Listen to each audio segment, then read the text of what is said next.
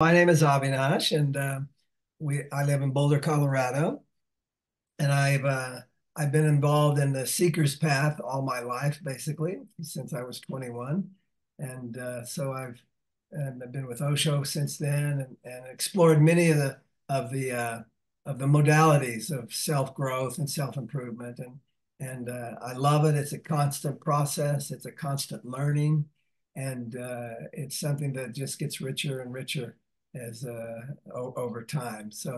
Uh, and I'm also a facilitator for Path of Love, and we lead other groups. We're also both Puni and myself are part of the directors of the Osho Lila Center here in Boulder, Colorado. We offer meditations and workshops, and it's a bit of it's a Buddha field, a little bit like Uta, not to that size, of course, or a width or breadth, but and with breath therapy, I've been involved over the years since many years, and we can talk a little bit more about that. But maybe they'll introduce my partner, and she can speak about herself.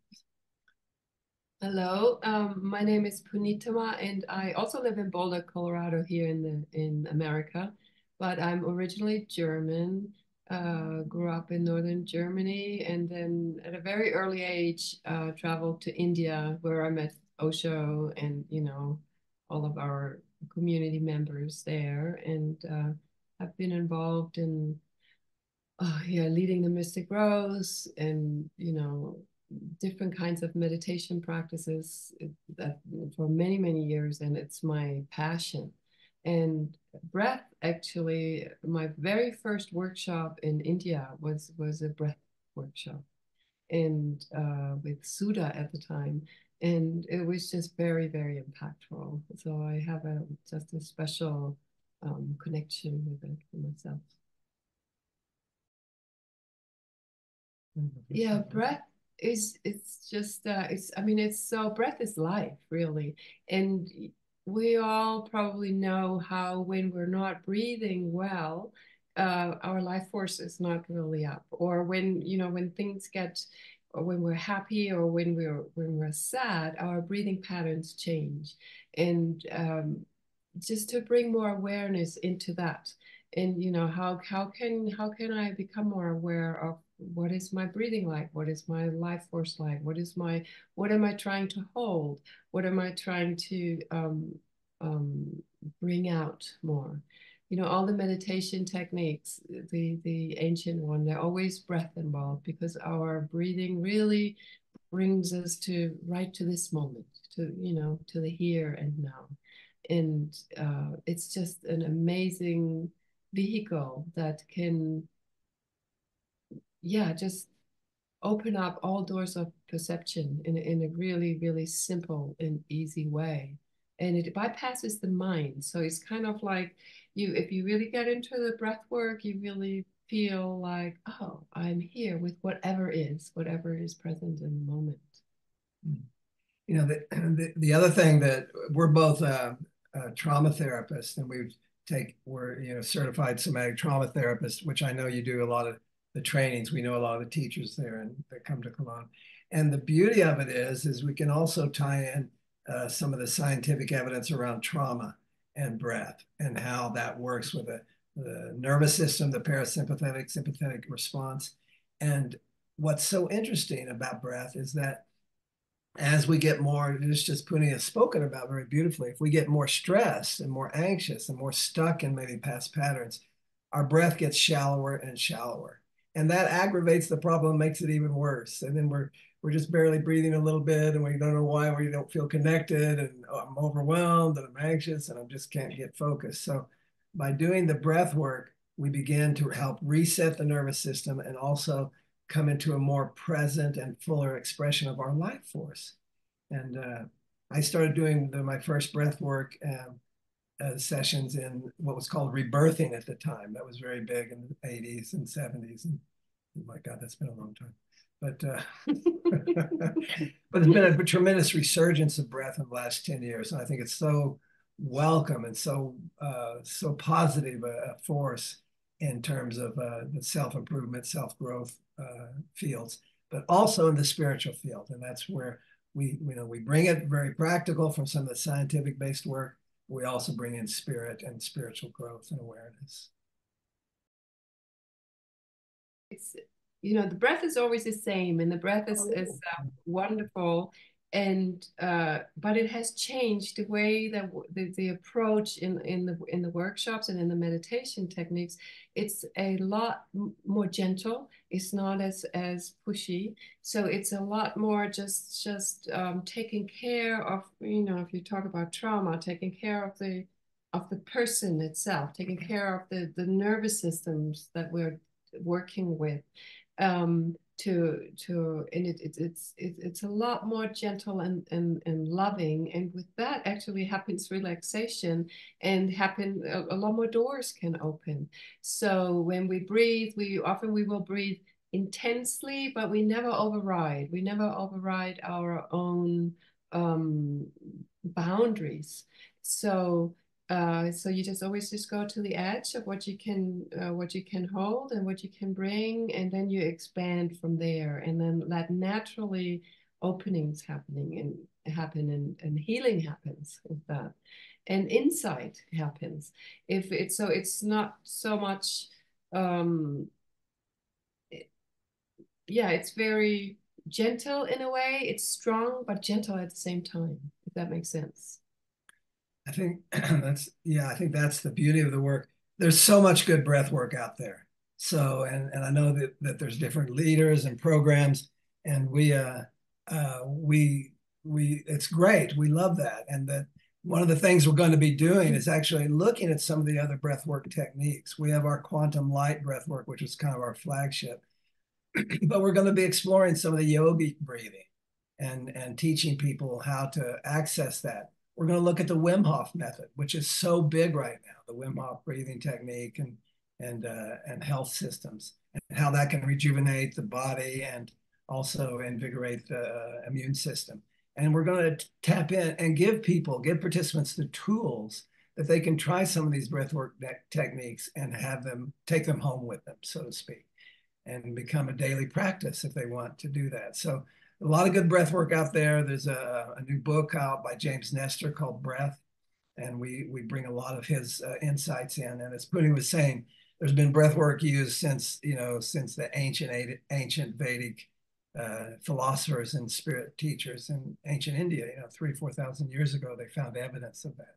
So it's a fascinating exploration, and we're going to be looking at all aspects of that.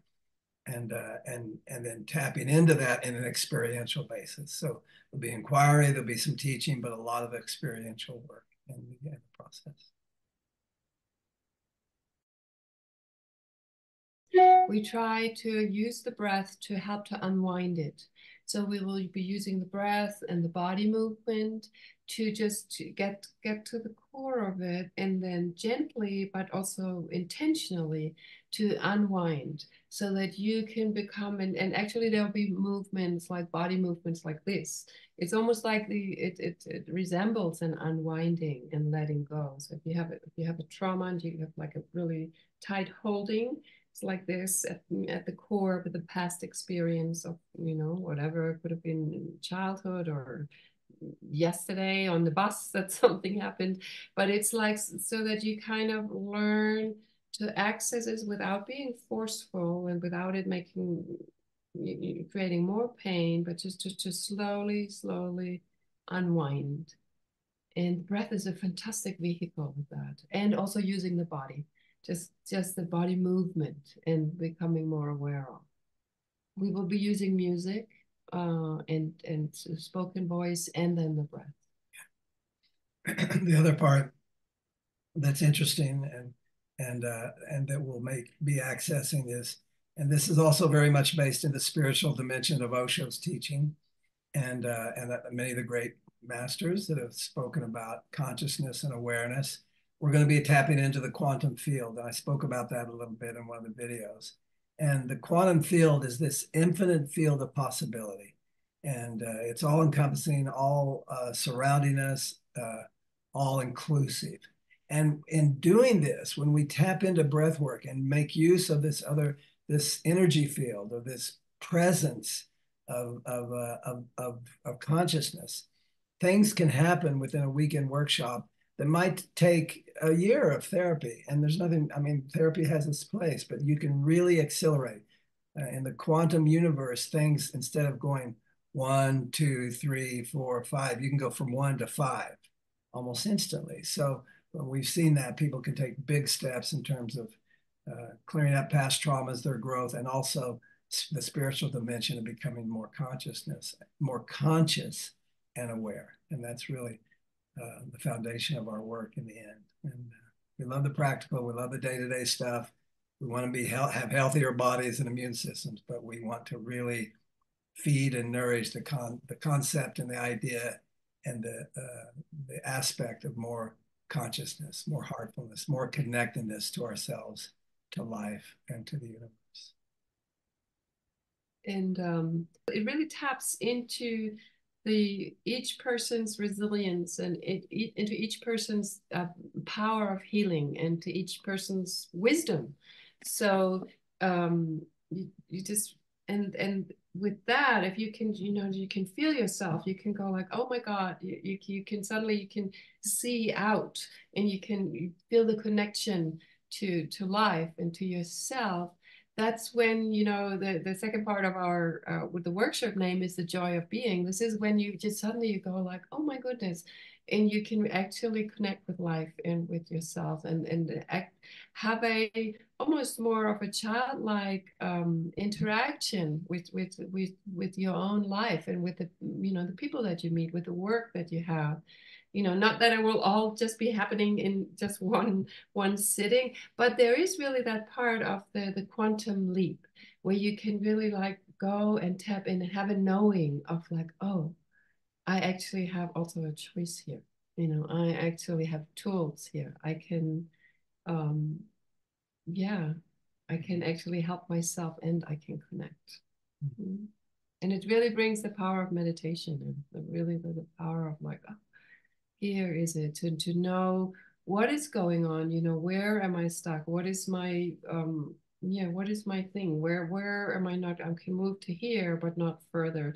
And to really like to maybe step back and to be able to see it and go like, oh, okay. And not be so wrapped up in it. And that's a kind of similar thing with the trauma. It's like, when we are in trauma, we're always stuck in the past. It's like a constant reminder of the past and we miss the present. So it's like with the unwinding and with the techniques, we just become more present and become more available to ourselves and to life. And I think this joy of being is really an aspect of it also. And then joy of being is an aspect of it too. And that's something that occurs naturally when we do the work. That there can come a space where suddenly there's a place of wonder and place of openness, as Puni is mentioning. And that is a natural expression of as we access these deeper states of our consciousness. It's uncovering those aspects of love and joy that are part of who we are, that are our essence. So that's part of what we find happens in this work also.